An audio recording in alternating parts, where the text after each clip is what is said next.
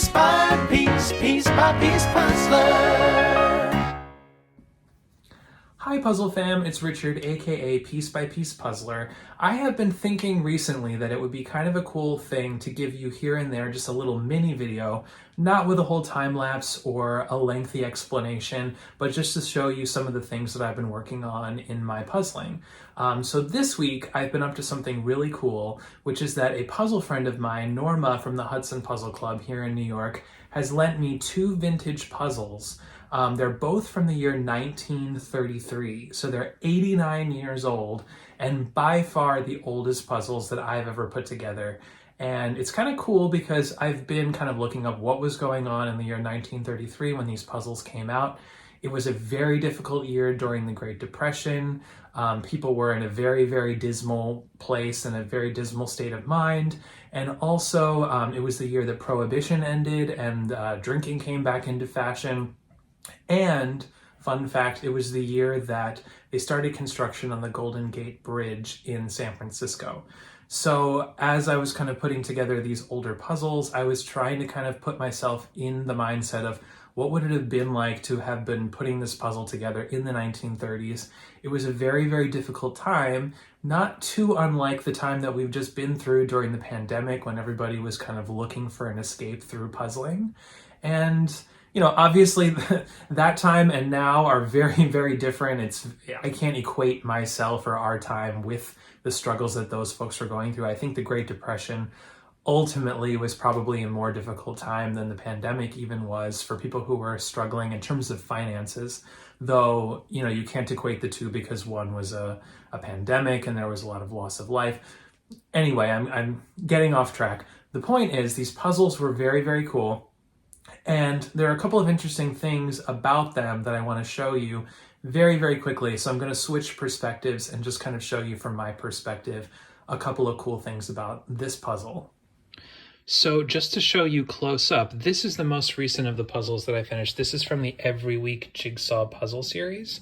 They put out, as the name suggests, one puzzle every week. It costs 15 cents. And the puzzles came out for, I think, about 1 to 2 years, and then they discontinued this series. But they were very, very popular, and millions of copies of each of them were made. So if you take a little search online, like on eBay, they do come up, and they're not usually too expensive because even though they're very old, they were pretty common. But just to show you, I'm holding the camera with one hand, so please excuse it being a little shaky. But you can see they don't really interlock all that well. There are certain pieces that have kind of interlocking tabs like you can see here. But if you move it around, you can see the whole puzzle kind of comes apart. So just to kind of show you, that's kind of something that I wasn't really aware of, that these older vintage 1930s puzzles worked this way. And the other interesting thing is, I'm not sure how much you can tell, but the puzzle image is actually printed on what we would think of today as the back side of the cardboard. Like if you turn these over, you can see this is where we would normally print the puzzle image, but they printed it on the back.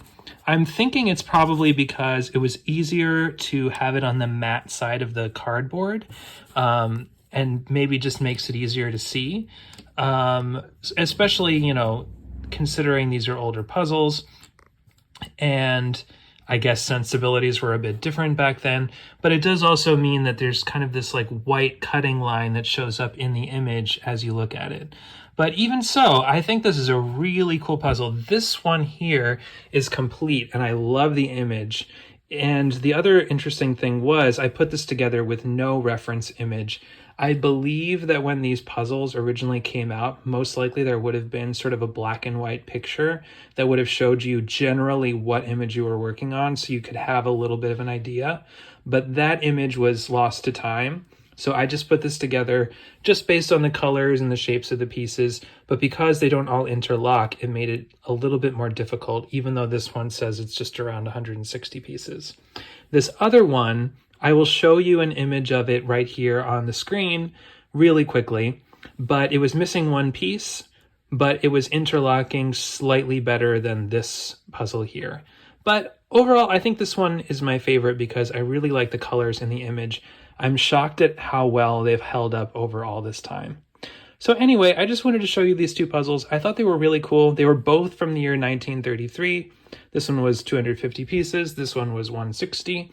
And I had a really fun time putting these together, and I just wanted to say also thank you to Norma for lending these to me, because it was a very, very cool experience for me as a puzzler. If it's been a long day and life's getting you down, just sit with a puzzle and turn it around. Piece by piece, piece by piece puzzler.